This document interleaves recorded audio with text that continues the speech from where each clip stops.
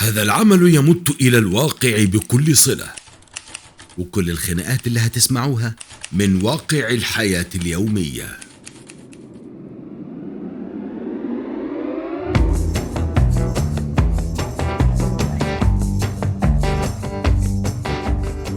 أهم حاجة الاحترام.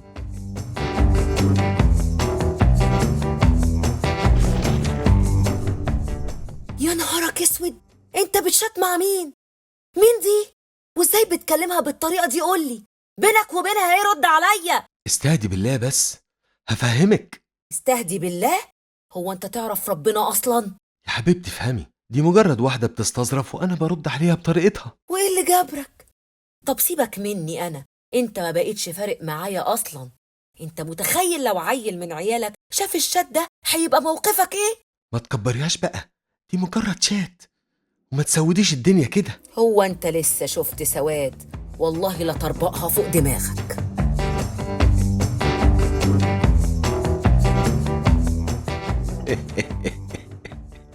اتقفش يا حرام. ايه هو اللي حرام ده؟ خد بالك، هو مش عشان بقى موقف متكرر نضحك ونستهتر بيه، دي بقت آفة من آفات العصر، وللأسف رجالة كتير مش شايفاها مشكلة أصلا. عندك حق، بس أنا بتخيل منظره وهو عامل فيها فالنتينو وفجأة مراته طبت وقفشته. كان ممكن يبقى عيل من عياله اللي شافه، طب هيبقى شكله إيه؟ إزاي يسمعوا كلامه ويحترموه بعد كده؟ في حاجات لما بتتكسر ولو بموقف تافه، مع إنه مش تافه ولا حاجة، للأسف ما بتتصلحش، وأخطرها صورتك في عين مراتك وولادك. فبلاش يا ابن الناس تستهتر ولو بكلمتين بتعتبرهم فنجرة بق، علشان ممكن تقلب سواد. وعلى فكرة، دي بداية غلط وزحلقة انت ما تعرفش آخرها ممكن يوديك لفين، واحمد ربنا انك اتمسكت في شات. قبل ما الموضوع يتطور لصورة أو علاقة تكون سبب في خراب بيتك وضياع أسرتك الحلوة.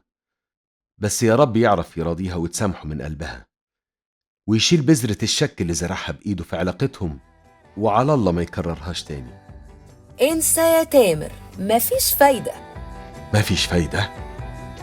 طب انتوا رأيكم ايه؟